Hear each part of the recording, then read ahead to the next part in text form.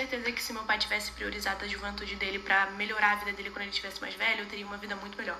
É egoísmo? É, mas eu vou tentar explicar. Meu pai me fez quando eu tinha 20 anos e com 21 eu nasci.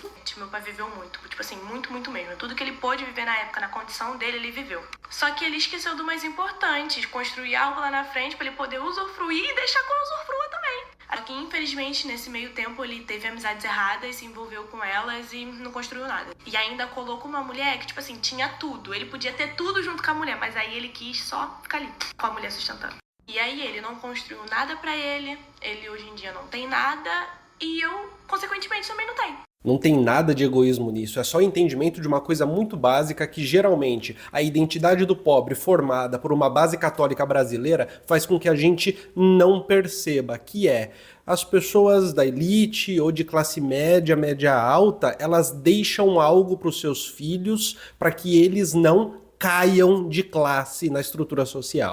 Oi, tudo bom? Eu sou Vinícius Siqueira do Colunas Tortas, sou mestre e doutorando em Educação e Saúde pela Unifesp. Aqui eu falo de análise do discurso e teoria social. Aproveita e compartilha esse vídeo para ajudar ele a crescer.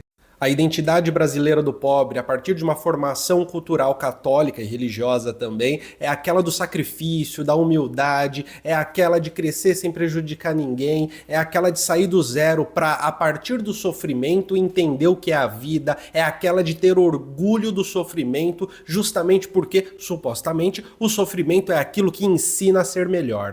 E aí tu pega uma coisa que é muito simples e sempre aconteceu e é meio que um modus operandi de classe média, classe alta, que é essa grana aqui que eu tenho, essa casa aqui que eu tenho, por exemplo, esses bens, esse patrimônio vai ser entregue para os meus filhos. Não só os bens e os patrimônios, mas as facilidades para conseguir pelo menos se manter no mesmo extrato social. Ou seja, o filho do rico, ele provavelmente vai ter um emprego legal. O filho do sujeito da classe média alta, que é um advogado, provavelmente, se ele virar um advogado, ele vai ter uma vaga garantida no escritório do pai. Vai ter contatos garantidos para construir o seu próprio escritório, se for o caso. Não é surpresa que até na comunicação você tenha os filhos das pessoas que são grandes nomes da comunicação que ocupam cargos de destaque. O caminho é facilitado porque há essa herança que não é só grana, mas é uma herança de capital social, além de capital cultural. Isso parece ser um egoísmo porque isso não bate com a realidade da maioria do povo brasileiro, né? Que de fato não consegue juntar um patrimônio, de fato não consegue ter uma vida em que repassar aquilo para os filhos faz algum sentido, porque primeiro não se tem essa experiência, né, de receber algo dos pais, e segundo que a realidade dura como ela é, não entrega muita margem para se ter algo para passar para os filhos.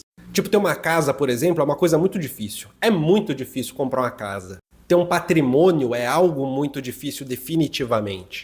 Isso não é nada de egoísmo que a moça falou no início do vídeo, mas é o entendimento que talvez revela parte da nossa estrutura econômica e de um passado brasileiro que ecoa no presente. Porque talvez esse seja o primeiro passo para se compreender de, mas por que meu pai não deixou nada para mim? Por que o pai do meu pai não deixou nada para ele? Porque o pai do meu pai não deixou nada também para o meu avô. Por que essas coisas foram acontecendo?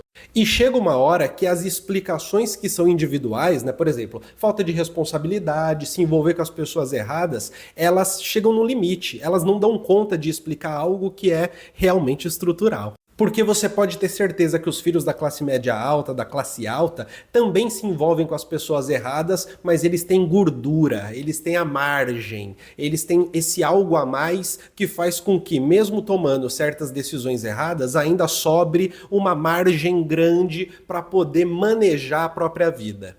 Coisa que a pessoa que é pobre geralmente não tem, né? E aí qualquer erro parece ser o último erro dos tempos, parece ser o fim do mundo, parece que a vida ela tá acontecendo sem que você tenha a possibilidade de, ao ter um vacilo, recomeçar, porque cada recomeço é um recomeço literalmente do zero. Então essa coisa de que para as pessoas pobres é retirada a possibilidade de errar, isso não é nobre. Isso, na verdade, mostra uma crueldade que é sistêmica. Porque todo mundo vai errar em algum momento. Todo mundo vai errar em algum momento, vai seguir um caminho errado, vai vacilar. Todo mundo vai seguir um caminho que traz prejuízo e não ganho. Acontece, as coisas são assim. E essa reflexão, esse entendimento de não me deixaram nada, talvez coloque a pessoa, eu, você que está me vendo aqui, naquele lugar que é de pensar, mas por que não me deixaram nada? O que aconteceu para não me deixarem nada? O que aconteceu para os pais dos meus pais não deixarem nada para ele? O que aconteceu para os pais dos meus avós não deixarem nada para eles? Por que eu preciso carregar a pressão de não errar para conseguir ter um mínimo de estabilidade, sendo que do outro lado da cidade, no bairro de classe média alta, eu tenho o filho da família de médico que pode errar à vontade e ele ainda vai ter uma vida estável quando tiver 30, 40, 50 anos. E talvez também faça a gente entender que sofrimento não é virtude. Sofrimento não é aquilo que faz com que a gente seja melhor e aprenda o melhor da vida, no duro, sofrendo. Não, isso no fundo